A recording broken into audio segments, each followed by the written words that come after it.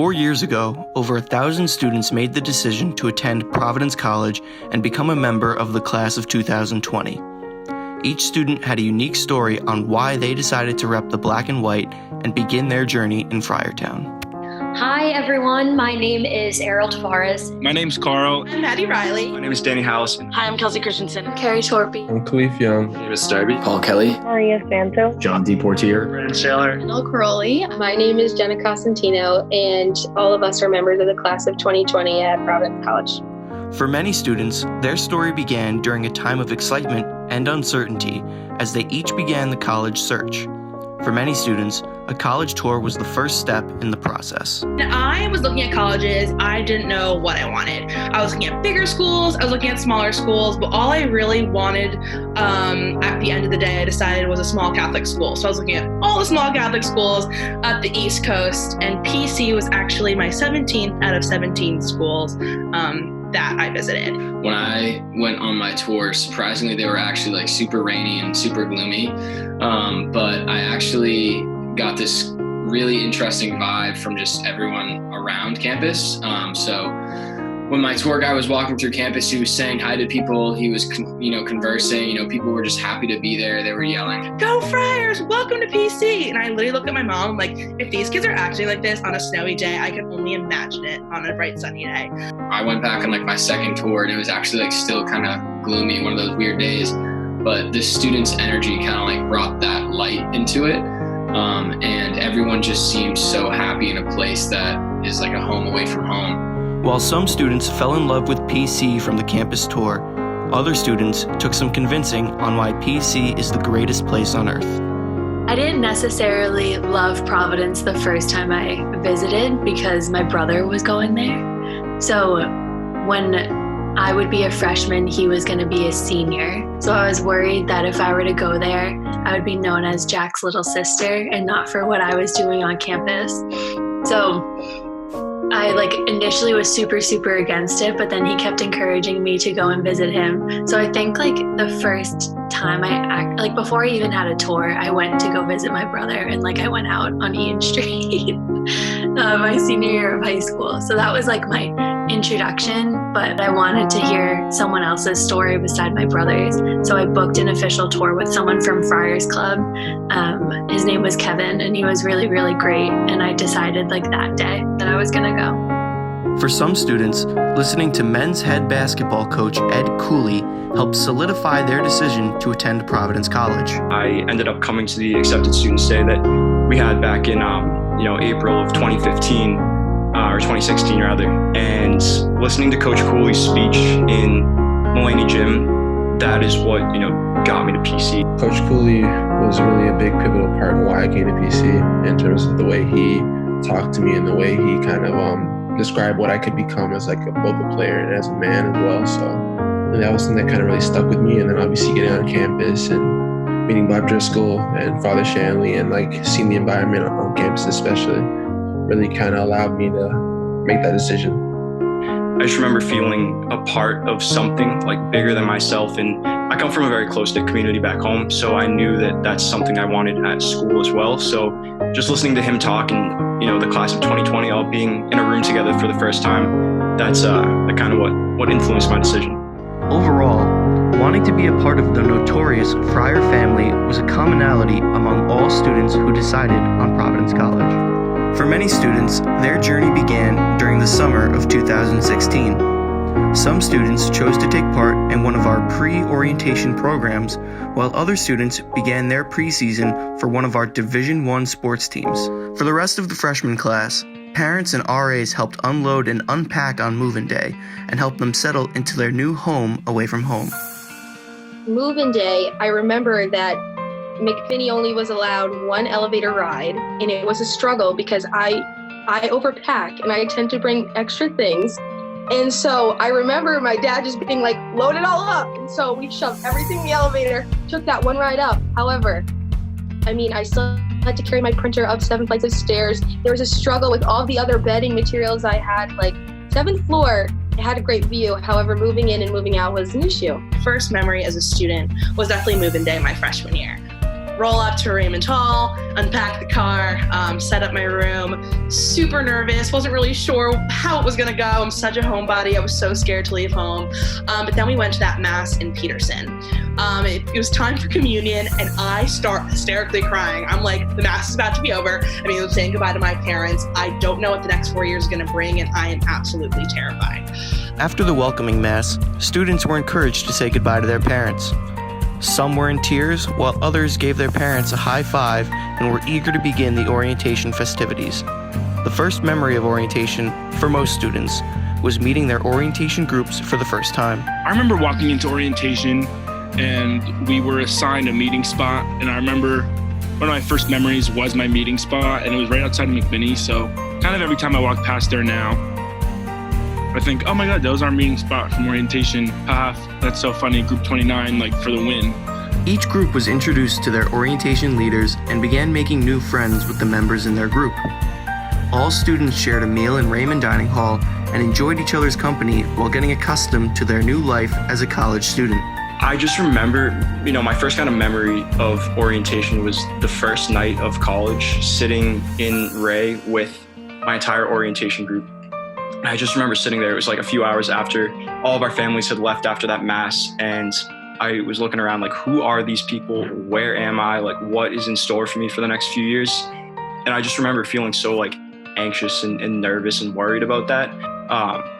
But looking back at my orientation experience, it's just like some of those kids that were in my group are still some of my really good friends. Students were able to get to know one another by participating in endless icebreakers, games, and planned social events. However, perhaps the most memorable event for the class of 2020 during orientation was the one that wasn't planned. So one of the first nights of orientation, it might have been the actual first night that we were all together as the class of 2020, but one of the orientation rituals is doing a giant game of rock, paper, scissors. So I think we were going on to Lennon Field to line up to start doing that, and everyone was walking on them. And we walked onto the field, and they had all the freshmen lined up in rows, and as you were walking by, you had to high five people down. It was really uncomfortable. But then once everyone got on the field, the orientation leaders were gearing up to start, getting people hyped up and whatnot. And then literally as the music they were playing is building and the beat is about to drop, the power goes out. As the lights remained off, members of the class of 2020 sat in complete darkness. Orientation leaders and college staff had not planned for a citywide blackout, and therefore no one knew what to do. We're kind of like all hell breaks loose, and everyone's like, oh my God, what do we do now? Like, what are we supposed to do now? And the orientation leaders didn't know what to do. I'm pretty sure whoever was on staff didn't know what to do. I was standing next to Will Oser, who was an orientation leader at the time, and I didn't know him, but he's also from New Jersey. And he started screaming, and I was like, all right, well, aren't you supposed to be in charge? Like, I literally called him out. I was like, aren't you supposed to be in charge? Like, that you shouldn't be screaming and causing panic. And he was like, oh my God, you're so right. And like, that's how we became friends with Will, because like day one, I was like, yo, calm down and like make sure other people are calm. And he's like, okay. And like went into that mode. This blackout soon became a uniting and memorable moment for the class of 2020. One of those moments where collectively, I think our whole grade, for the first time in such a short span of knowing each other, kind of all came together, and we kind of were like weirdly celebrating this weird thing that was happening throughout the city of Providence, like a weird blackout. The blackout was a big moment, I think, for our class, because from that point on, if you didn't know what to talk about with someone, you could talk about the blackout. Oh, where were you during the blackout? Oh, I was sitting with this person. We were talking about this. I saw this happen. It was a really good connecting moment and sort of like series of events for our class. However, what the class of 2020 didn't know at the time was that the blackout would be a foreshadow of how their senior year was going to end. Coronavirus has spread to countries across the world, but officials believe that it all started in Wuhan, China. Wuhan continues to be at the center of the outbreak. The authorities are telling residents not to travel anywhere. Coronavirus officially hitting the U.S. It's a very tough situation. It's the invisible enemy. It's always the toughest enemy, the invisible enemy, but we're going to defeat the invisible enemy. With the outbreak of the coronavirus spreading drastically throughout China and parts of Europe, PC students recall the first time they began hearing about the virus. I first heard about the coronavirus from a New York Times article. It must have been around mid to late January. I think we had just gotten back to campus. I had heard about it slightly before, but I remember this article in particular because it was talking about the number of deaths that had been occurring in China and how it had been how the virus had started to spread to other countries. So I think that was the first time that I heard about the coronavirus. I think it was like this domino effect of it. It was like small doses of people talking about it. And at first it was very casual. Like I was sitting at our kitchen table and, oh, do you see on Daily Mail that thing? And it was this very like distant thing that it was never gonna come affect us in any way. So I remember it became surreal when all of a sudden it felt closer, but it still didn't feel real. It felt like a joke, kind of like no one was taking it seriously. You saw all the memes and like it was over spring break time, so everyone was ready to have a good time. With the virus on the rise, Father Shanley sent out a series of emails over the following 3 months. The first was sent out on March 3rd, 2020, confirming the third case of the virus in Rhode Island. The email stressed the importance of practicing caution while traveling, especially to those who had just returned from travel and those who intended on leaving the country for spring break. During the week of March 7th, over 500 PC seniors left Rhode Island to travel to their spring break destinations. On March 11th, 2020, Father Shanley sent out the email that would suspend classes until April 14th. While my friends and I were in Nashville on spring break, we just kept seeing, this school is getting shut down, this school is getting shut down. Our friends from home were texting all of us saying that their schools were closed for either a couple weeks after spring break, the rest of the semester, and we were all just pretty confused. Honestly, at that point, we started just to wait for Father Shanley's email because we knew it was inevitable. And spirits for us were still pretty high. We were in Nashville, we were having fun, and the Wednesday of that week, we got the email from Father Shanley, and immediately all of our moods just completely fell. We all got super sad. I just remember sitting there, it just felt really numb. It didn't feel like it was really happening. And I kind of just personally, I kind of just shrugged my shoulders. I was like, hey, this seems more serious than we think it is. And I mean, April 15th, although that's like a month that we won't be at school, at least we'll have, the last month of school, which is kind of like, the most important month where the seniors wrap up. We have commencement, we get to go to, all the dances, we have the spring concert, we have all these really exciting things coming up. At least we won't have to miss that. We knew there was still hope, but a couple other schools similar to PC, like Holy Cross, they shut down for the rest of the semester. So we were like, it's a possibility that we might not go back at all. Oh my God. When we got the email, that school was going to be canceled for the duration of April.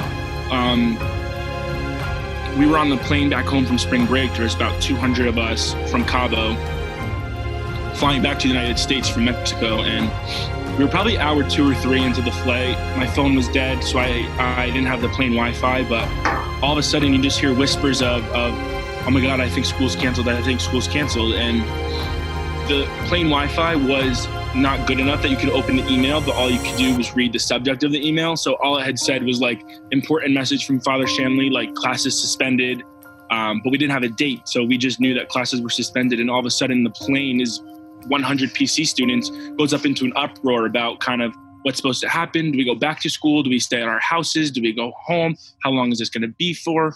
What happens to graduation? What happens to commencement? And it was people were crying. It was crazy. And all I heard was rumors because my phone was dead. So I didn't even know anything was happening. We land in Chicago. We have a layover. I was able to run over, get my phone into a charger. My phone turned on to 300 messages from group chats I'm in, friends, my family, everyone asking what's going on, school canceled. I'm like, holy mother of God, this is so bad. As the number of cases started increasing, the U.S. shut down its border. Stores began to close, and people were encouraged to stay at home. Schools were closing down and moving online for the remainder of the semester.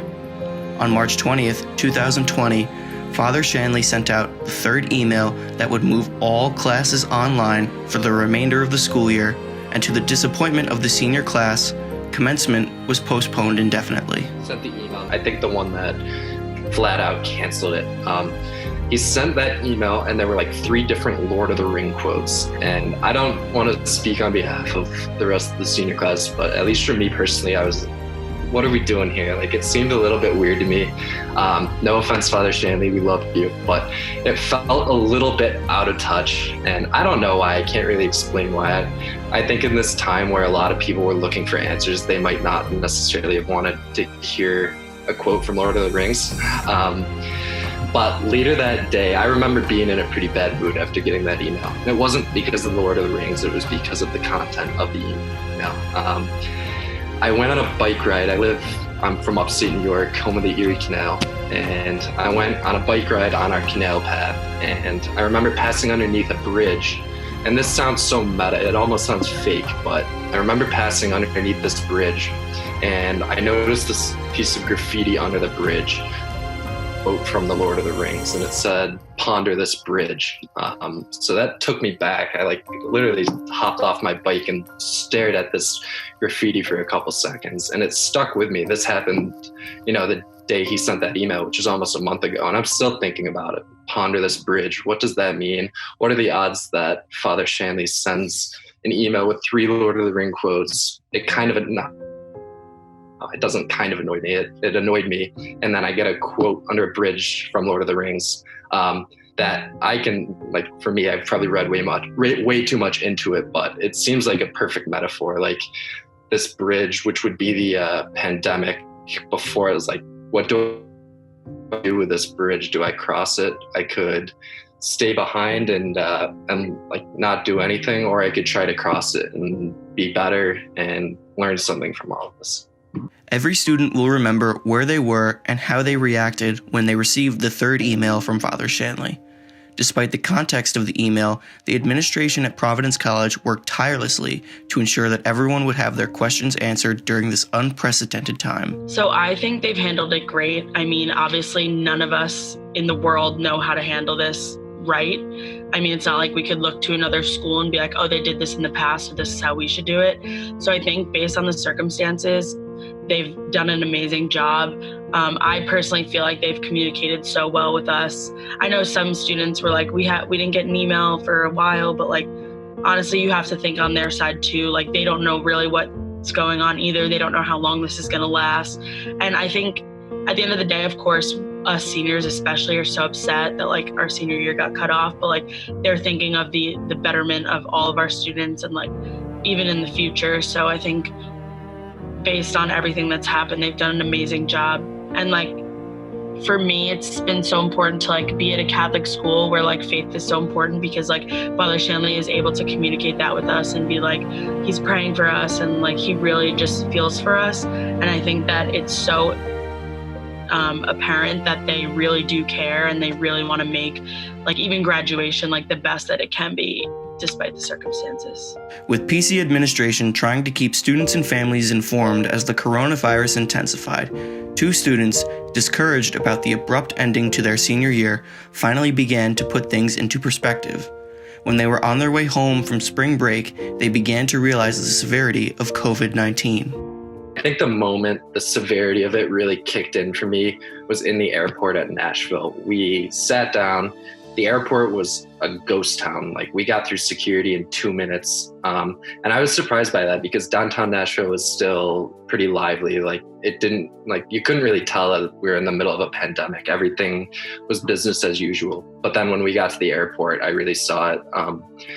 At that time, I wasn't, wearing a mask or really taking the proper precautions, such as social distancing. But we got to the airport, and I remember a lady sat down next to us, and she was basically wearing a hazmat suit. She had goggles, a full mask, and just all wrapped up tight. And that freaked me out. If this lady is taking these precautions, then, maybe I really ought to start taking this a little bit more seriously. People are getting affected within my community, within my town, my state. I was really realizing how crazy it was. When I actually went to the grocery store, my family sacrificed me one day. They're like, okay, Maddie, put on a mask. It's time. You're going to the grocery store first. They handed me a list and shoved me out the door. I'm like, oh my gosh, I'm so scared. And I was walking around the grocery store, and it was so scary. Shelves were empty. I couldn't even get a loaf of bread. I had to go to 3 different stores to try to get toilet paper. Still never got it. I'm trying to like Amazon Prime it. They don't have it. I was like freaking out. And I realized that this is affecting our nation and that we really need to take it seriously, because I was just taking it as something that we just need to wait out until I can go back and hang out with my friends. But I really did realize that it's time to hunker down and come together as a nation, as a community, and really just try to wait it out and stay apart from each other until this virus is over. While many students were going to be in quarantine for the next couple of months, one student, who has parents in the health industry, understood the harsh reality of what was occurring in hospitals and medical facilities. With parents who are both involved in the health industry, I've been able to see like behind the scenes as to what's going on with like either the shortage of personal protective equipment as well as drugs that people need, and like hearing what the hospitals are doing to help combat this and get ahead of the game before more and more issues come out. And like in regards to like when peak season's going to be, what's going to happen, people's projections. It's been interesting as well as a stressful environment, especially for my parents, because I feel bad that this issue's going on and that there's some things that are out of people's control. With all members in Providence College's community banned from returning to campus in order to follow strict government guidelines, members of the class of 2020 looked back at all of the things that got cut short as reality was setting in that they would no longer be returning to campus. For Khalif Young, the thought of his basketball career ending unexpectedly came to mind. The team had a slow start to the 2019-2020 season, but was beginning to make history as they were headed into the Big East tournament on a 6-game winning streak after completing conference play with a school-best 12 wins and 6 losses. Obviously, we didn't have this greatest start to our senior year in terms of basketball-wise, so we definitely struggled that way. But honestly, it was just kind of everything began to click around February, like early February, and we went out on a 6-game winning streak. We beat about, I think it was like 5 ranked teams, and during that period of time, like everything was trending in the right direction. So we were definitely really excited for the Big East and what was to come. How long has Providence College been playing basketball in the Big East? 40 years? It's the first team in the history of the school to win 12 Big East games, and I'm really, really proud of that.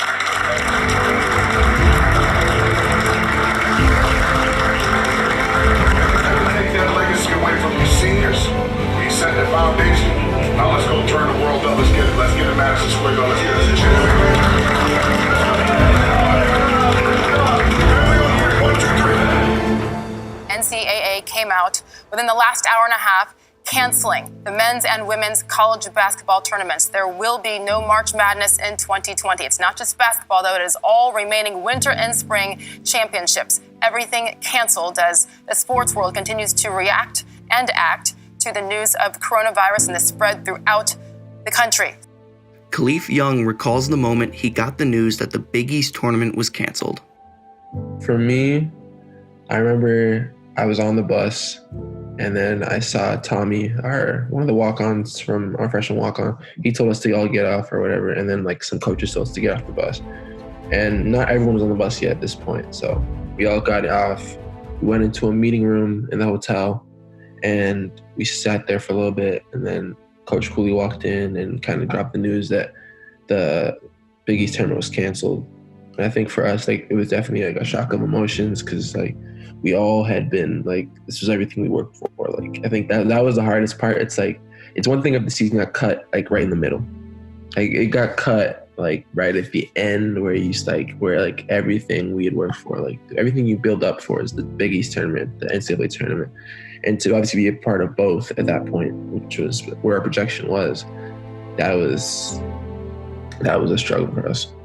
Once the tournament was canceled, the team bussed back to PC with no closure, packing up all of their things and leaving campus with the daunting question of what if. That was the hardest part, I think, because there was no even closure with like your teammates. I think that was the hardest part. Like legit, we that same day we drove back, we were on campus in the locker room, and we sat in a circle with our team, and whatever.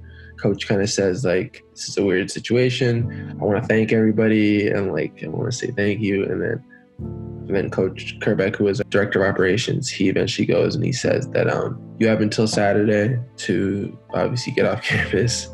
So like kind of figure out your plans at this point, because now we're figuring out flights. Where are you going? Who's going home? Who can get home? Who can do this? Like that was a big thing. But I think that it was tough, but we had to figure it out. There was no other way at that point. They just kind of gave us an ultimatum. However, despite the circumstances, Khalif Young, a leader on and off the court, understood that the pandemic was much bigger than himself and much bigger than college basketball. As soon as it hit, like I took it from the perspective of like, this is for the greater good of like everybody in the situation. So I can't be selfish. Like, I think that was the biggest thing. Like that's why I don't think I got upset, because it was like I can't be selfish. But like knowing the situation, I think that's what allowed me to kind of cope better. Because since obviously it was something this serious, like it had to happen. And it was a little bit of a letdown in terms of obviously what had happened. In terms of and it still kind of hasn't really set in. I still look at things and I get frustrated, I get more angry. I haven't cried yet. I will tell you that honestly. But I think that it definitely was a tough situation, but I'm happy with my teammates and what I have. For other students who were members of various organizations, including WDOM, The Cowl, BOP, Irish Step Club, and Flyers Club, would miss out on leaving their final marks during the last months of school. I was on radio for WDOM for 4 years. This was my 4th year. And it's funny because like we didn't do a lot. We didn't have a lot of events, which was totally my fault. But like I loved that group, and none of us were like super close outside of our radio meetings and stuff like that. But we had so much fun, and we just like laughed, and I loved having a radio station. I loved being on exec. And it would have been nice to see that through. I just enjoyed being with that group of people, and I'm going to miss that. I wish we could have finished that. My biggest involvement was with The Cowl, which is our student-run newspaper. I started writing for The Cowl my freshman year, and then senior year moved up into the position of editor-in-chief. It was a huge honor to have received that position, and normally during the school year, we complete 24 issues total. We'll do 12 during the fall and 12 during the spring. And it's funny because the last issue I got to complete, the front page was the coronavirus. So I did get to put it in a little bit before we got cut off. Something that I missed finishing at PC has definitely been my final Irish dance show. I joined the Irish dance team at PC my sophomore year, became a choreographer my junior year, got super into it, and this April would have been my final show. And that was actually the first thing I heard of that got canceled because of the pandemic. Like before school was canceled, it was like the Irish dance show was canceled. I was like, oh my God, this is travesty. So really it has been such a big part of my PC experience, and not being able to finish that was a total bummer.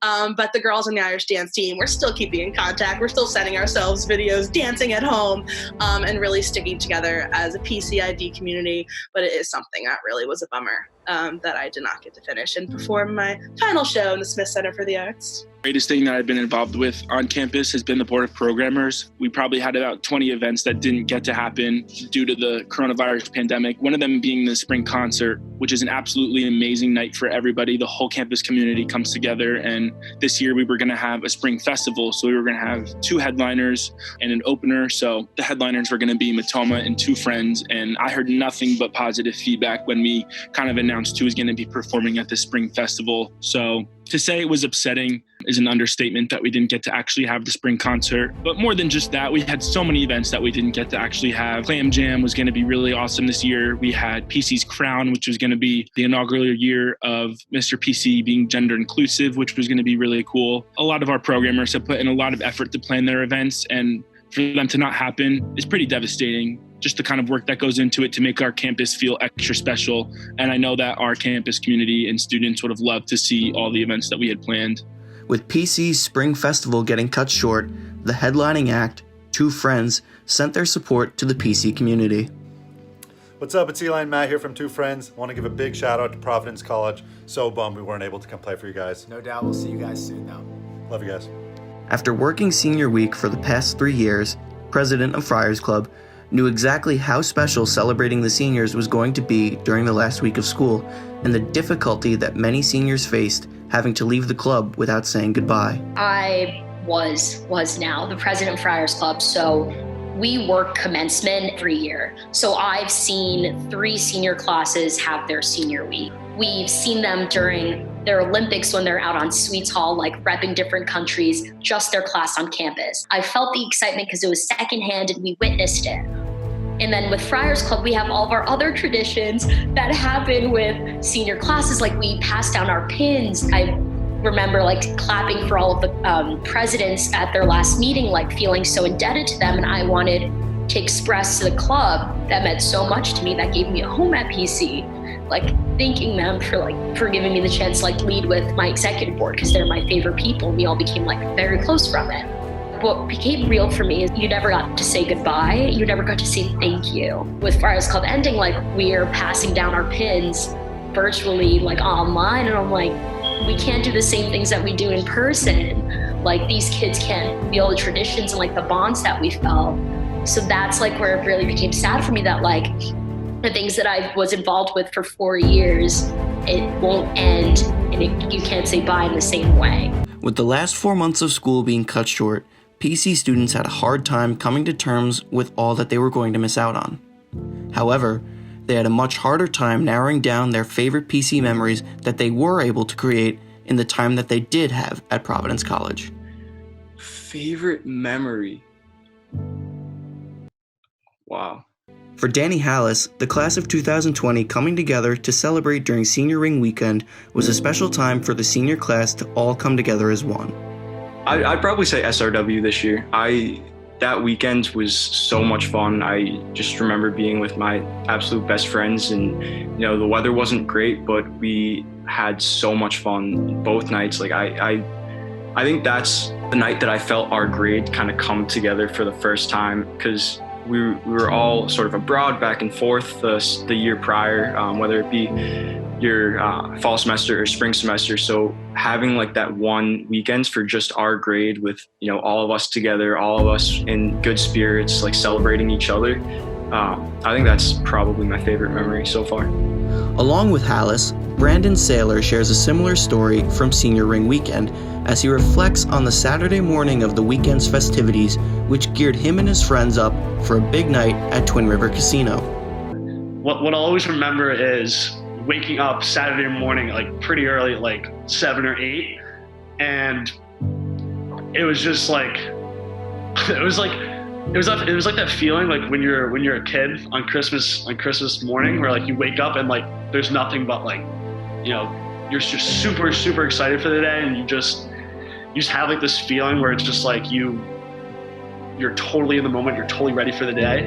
And I just remember waking up and all my buddies were like, they were in their boxers just like running around the floor, just like there wasn't even any music playing, we're all just like yelling stuff. And that's when I knew like that day was gonna be like a lot of fun, and just, be a very, very special moment.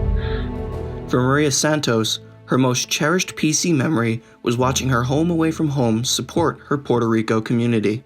I think my best, most cherished memory will probably be Friars for Puerto Rico, that event. That was after the hurricane here, and just seeing how the whole school came together to raise funds for my home, and see how much support my other home gave to my real home was something that I probably will never forget. I remember me and my friend Aura were coming back with food, and when we got there, it was already super crowded with people, and we had no idea how it would go. And just seeing I remember that little drive, me and her I just look at her and she looks at me, and we're like, wow, there's so many people here supporting this cause that's so important to us. I don't think we'll ever forget that, just seeing the support. For Khalif Young, one of his favorite basketball memories was beating third-ranked Villanova on Valentine's Day in 2018. If we're talking basketball memory, definitely Villanova was crazy for sure my sophomore year. That was an unreal experience. For many students, especially members of the class of 2020, storming the court in celebration will forever be one of their favorite moments at Providence College. be a part of that as well, just kind of obviously seeing everyone that came on the court, and then like the environment, like it was a crazy experience. But that was definitely my favorite basketball memory. For many students, the court storm was an unexpected and unplanned turn of events. For Paul Kelly, moments like these that are unplanned and spontaneous are what he cherishes the most from his 4 years at Providence College. I don't know if I have like a very specific one, but I will say that I think my favorite part and my favorite memory is the unplanned activities and the unplanned like things that you do with your friends can turn out to be the most fun that like you'll ever have. And I think that just speaks to like the type of people that go to Providence College, and the type of people that like we become friends with is that like you don't have to plan like this big party. You don't have to, go out to dinner, whatever it may be, it doesn't have to be this like big thing, but like it's this like spontaneity that like you share with your friends, like with some of your closest friends or some like random people too that you just see on campus. Some of those memories are going to be burned in my brain forever because they're so near and dear to my heart. And I think the best part about them, which is why they become like a favorite memory, is because no one did anything to make that happen. It just kind of happened naturally. And I think because things happen naturally like that, it just speaks to, how students can get along so well at PC and how we all just kind of vibe off of each other. So I'd say my favorite memory would definitely be the spontaneous ones.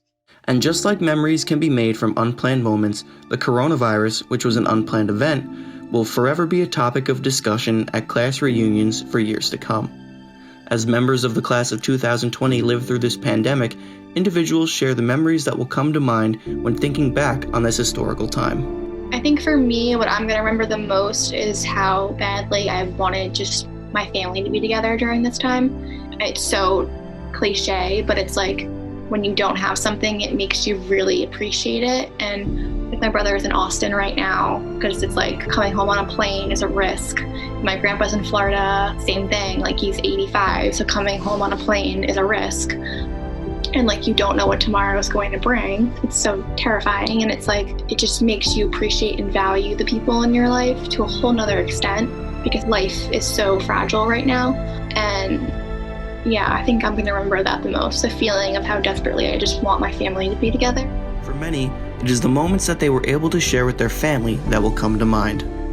I think my dad would always say this. He said, like, we'll always look back on this time that we had together because, as sad as it is, in a year or so, all of us are going to be working. We're probably going to have apartments, and we're going to be away from home, and we're not going to be able to see our parents as often. So he got more emotional than I did, but that definitely hit me when he said that. He was like, hey, listen, like this is probably one of the last times that we're going to be able to have like a long period of time to hang out as a family and to spend time with each other. I've definitely enjoyed quarantine from that aspect. I'll always remember every night after dinner, my family would play a different board game every night, and no matter our schedules, if some of us have classes, if my parents have to work from home, if we're cooking or whatever it is, if we're doing different things during the day, we always know that after dinner we will come together and play a board game and just kind of keep that idea of a schedule together and that feeling of togetherness and family. Because spending a lot of time in one place for a long period of time is bound to cause conflict, but playing board games, while some can cause conflict, it's just a great way to kind of bring people together and keep your family close. And I'll remember that family time for the rest of my life. Others will remember the impact it had on their communities and the new precautions set in place in order for everyone to remain safe and healthy. It's so normal now to see people wearing masks outside. Like if I see someone like outside at a store walking around like not wearing a mask, I think that's weird. Like there's so many new normals going on that you wouldn't really think about before this, whether it be like constantly sanitizing things, wearing gloves, wearing masks. I think that's definitely something that's going to stick out for me during this quarantine, and who knows, this might last for longer. Like even once quarantine ends, people might still be wearing masks more often than they had been. Others will remember the little sacrifices that were made to help slow the curve and to help all those remain safe from getting infected by the virus. We were looking at each other through car windows and through glass doors because there's a separation, and we have to Zoom to have classes or Zoom to celebrate birthdays and milestones in people's lives. Weddings have been canceled, graduations have been canceled. And I think that by sacrificing our own time and things that we usually typically value or take for granted, that we need to do those things so that we can go back to all of those monumental moments in our lives so that we can celebrate those memories when they're right at that point in time. However, if there's one thing that the class of 2020 has learned from living through this historic event, it is definitely the value of time. I had a professor, my PSP capstone professor, Dr. Peter Costello, who equated it last week to, he made this metaphor. He was like, I lost my dad 10 years ago, and it was one of the toughest things I've ever had to go through in my life. And it's because you lose a piece of yourself when you lose somebody close to you. And although we're like, I don't want to be over dramatic. Well, some people have lost people close to them, but I personally haven't lost anybody from the pandemic yet. But I think the overarching theme for not just seniors, but for everybody is this agony and this grief, not because you're losing somebody or something, but because we're losing time, and it's time that we had taken for granted. I think that's the same kind of message my professor was trying to make. When you think you have time with something or someone, you take that time for granted. It's given me a new perspective where I'm more appreciative and respectful for time. Whether it's valuing the time that's spent with family, seeing the new normal within society, or making sacrifices to keep others safe, the class of 2020 will always remember the lessons they learned while living in quarantine. However, most importantly, the class of 2020 will look back in 50 years with a greater appreciation for life and the value of time. I think what I'll remember in 50 years is that when the world felt like it stopped and like all these things that were so crucial to you, like being the idea of being productive, of like constantly on task, while those things don't matter anymore, that we survived and like we found things that really do matter. When money can't buy you safety anymore, where like an illness doesn't discriminate based on your values, what you look like your political views, it hit everyone, every community, like that people still survived and what did matter, all of the like family moments of like being still, like you could survive. You don't need all of these things around you. With students understanding that it's the little things in life that are important, the class of 2020 reminisces on the little moments that they are going to miss most from Providence College. It's making me emotional. I've really been thinking about this. Like sometimes I don't even have words to like talk about it. When it like really hits me, I'm getting like emotional. But I feel like I'm definitely gonna miss like Puerto Rican friends. We were literally like a little family. We created that family at school and just being with each other like 24/7 again. And it's something big but so small too, because it's just like being in each other's presence. And I miss it now. I'm gonna miss it like 2 years from now. I think there's a lot that I'm gonna miss about it. Well, first things first, like I'm just gonna miss like sitting in a classroom. Like, I didn't ever think that that's something that I'm gonna super miss. Like I like to learn and I like to like get to know my professors and classmates, but like I didn't think now that we're like completely learning on like Zoom and virtually, how much I would like miss the like comfort of a classroom and like the ability to go and learn in that environment and like have that in-person like human connection that at the time you're not appreciating, but once you're in a situation like we're in now, you learn to. So I'm gonna miss that. Just kind of the staff that they have everywhere you go. So whether it was an alumni and how Sue knew me by name and would always greet me and ask me how my day was, we would always chit chat and make the line a little bit longer than it had to be. Or Dot at Ray, who always would also greet you by name and just make you feel so welcome. And then all of the workers at Dunkin', they knew me, they knew my order, medium iced black. They would have it ready. Sometimes I would even get a free coffee if I was lucky enough. But one thing that really stinks about this whole thing is there's no goodbyes. These people that have kind of made like a subtle impact on my life and been really great and kind of made the atmosphere of Providence what it is, kind of those unsung heroes. And I would have just loved to let them know that I really appreciated everything they did during my time at PC. So I'll miss small things. When you go into Slavin, it's really bright. And like, obviously with the glass, everything's bouncing off, but you're like, I'm gonna see everyone when I walk down those Slavin steps. You're like, I know what coffee I'm gonna get. And it's like, you feel like royalty when you're going down, and then you see everyone, they're like, hey, how are you? And you're like, please don't fall down these steps. Like, let's just make it down. I'm gonna miss that, seeing people, knowing where they're gonna be, but like, that's when you know like classes are almost done, like something amazing is gonna happen. I'm gonna miss that. I'm gonna miss small things like how the trees look when you're walking around campus, because it really is beautiful. Or like when you're having not really like a good day, but then you see a dog and then everything automatically changes. I'm going to miss the sunsets and how they look when you've had a really long day and you're walking back home. But like, most of all, I'm gonna miss the people and how they made me feel about a place that didn't feel like a home for a long time.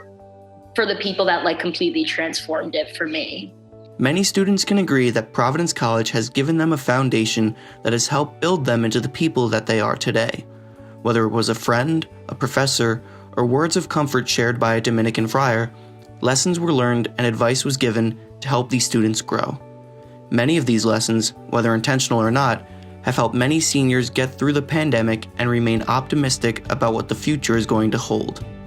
I was just thinking about like the very meaning of Providence, like Providence College, but like specifically the word Providence, and it's something like all of us learn about in Civ, like about God's divine providence and how, you know, God has a plan, what happens, what is happening, and what's going to happen, and happens for a reason. And that's something that, whether it be in your philosophy classes, your theology classes, or development of Western Civ, you learn about this very specific word. And I think that just realizing that what's happening right now is what's meant to be happening exactly at this moment, no matter how awful and miserable it feels in this moment, like we will get through this.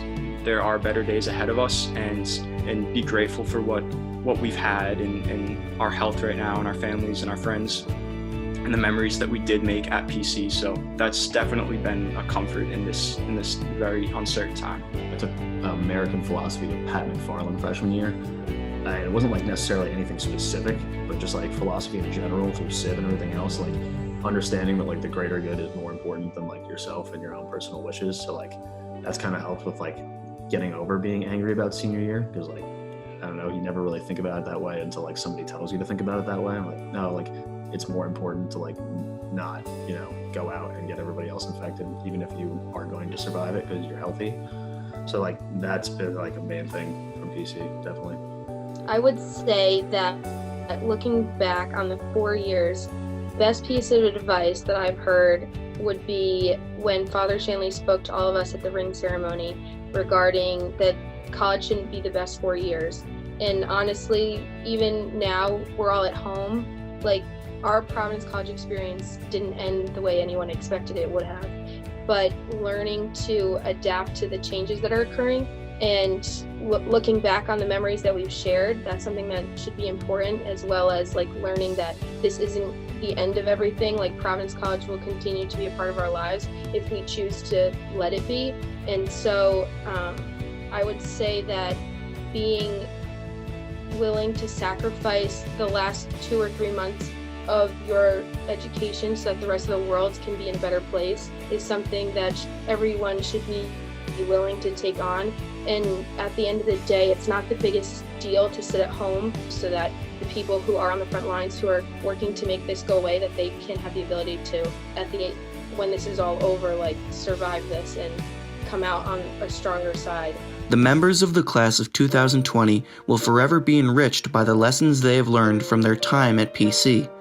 4 years later, PC students are able to reflect on what PC has meant to them and whether the decision they made 4 years ago was all worth it. PC for me, there was definitely a lot of ups and downs. There was times when I did not think it was worth it because there was definitely a lot of frustration in certain situations. But I think that now looking back at it, I couldn't be more thankful. Just like the connections I built with my teammates and the connections I built with different people on the campus, it'll span a lifetime. So I'm definitely thankful. I think PC is such a unique place because I hear about these other schools and I just don't think anything could ever compare to the people at PC. I think they have a kindness and an integrity, and I think that's really a hard thing to find. And I'm so thankful that I found it. And I met so many amazing people, and people really left marks on me, both professors and just people that I was in classes with and I was so impressed with. And they were such kind, intelligent people, and thankful that I got to be in their presence. I think this just makes me reflect and be even more thankful for that, the opportunity to be amongst such incredible people. And I'm constantly impressed by the things that they do. PC has really meant a lot for me, and I'm going to be honest, if I was an emotional person, I probably would be crying right now. But I really am just trying to be positive throughout this experience, and looking back at my 4 years has really just been transformative, is a word that I would use. I came into college a totally different person, and I'm leaving a totally different person. I mean, I'm always going to be me at my core, but I just think I'm a lot better because of PC. And I think that Providence has given me opportunities that I don't think any other place in the world could have offered me. I've had the experience to travel internationally. I've had the experiences of taking on leadership roles, and I've had the experiences of talking to prospective students. I've just had a lot of great experiences that have made me kind of who I am today. And I'm going to say that who I am to somebody that for once in my life I am really, really proud of. And Providence College has been the reason for that. I knew when I signed up to come to PC, I was going to get a great education, I was going to make some friends, I was going to have a great time, but I didn't realize how much Providence College was going to give me, and the fact that everything was like so abruptly ended, it really gave me a chance to reflect on everything it has given me. And it is so insane that it's over. I don't think it really has hit me yet because I think I'll be in fetal position when it does. But it is such a special place.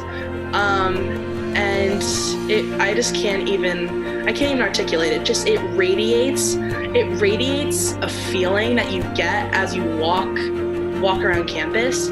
Oh my God, I can't even explain it, but it's just so amazing.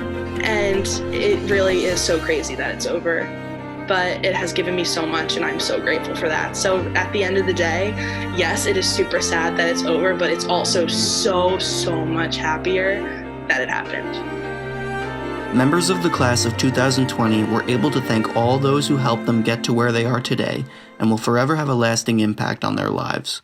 I was there right now, but I'm not, so I'm going to do it from afar. I want to thank the place that helped me grow in an incredible amount of ways that I didn't think I needed, but ways looking back now has been so pivotal and fundamental to me as a human being.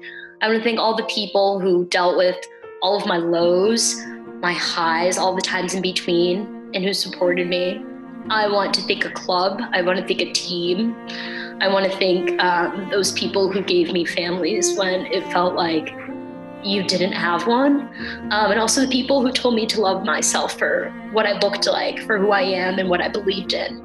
To never sacrifice that, even if the world around you says that you should. I would like to thank Ann Kelly, who was my accounting professor freshman year. She unfortunately passed away this year, but she had, I'm tearing up. And without her support, I would not be an accounting major today and graduate with an accounting degree, because she advocated for students to work through difficult situations, and whether that was in the classroom or her personal life, she was an example that always put on a positive attitude despite her own struggles in class. And so I'd like to thank Ann Kelly. I think to thank you the most is just to the people, because not everyone has to be as nice as they are at PC, but they are, and I think that comes from who they are as people. And I want to thank them, and I want to thank their families, and I want to thank anyone who's been an impact in their life, because all of our classmates and all of the people watching this video, I think, have had someone or people in their life who have made them the person who they are. And I want to thank those people, because the people that I have been around and been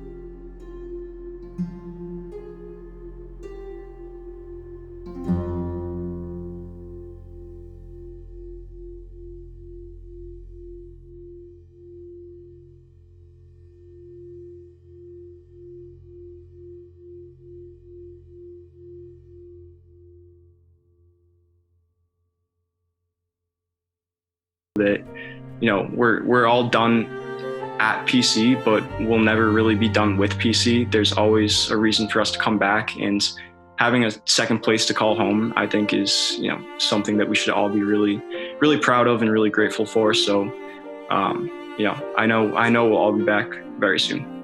In terms of the Providence College Class of 2020, you know, looking back at freshman orientation, that blackout, the blackout ended and the lights turned back on, and everyone was able to, you know, laugh about that moment and reflect on it and use it as a bonding experience that I think bonded our class for the 4 years that followed after that night. looking at this coronavirus outbreak and how it's affected our class, I think, it's going to be a huge moment in history, obviously, but it's going to be a huge moment for Providence College in that the class of 2020 will, stand out on its own. It's going to be like totally unique from other Providence College classes because we've had to adapt and adjust and be flexible, and at the same time do it all together and remain supportive of one another.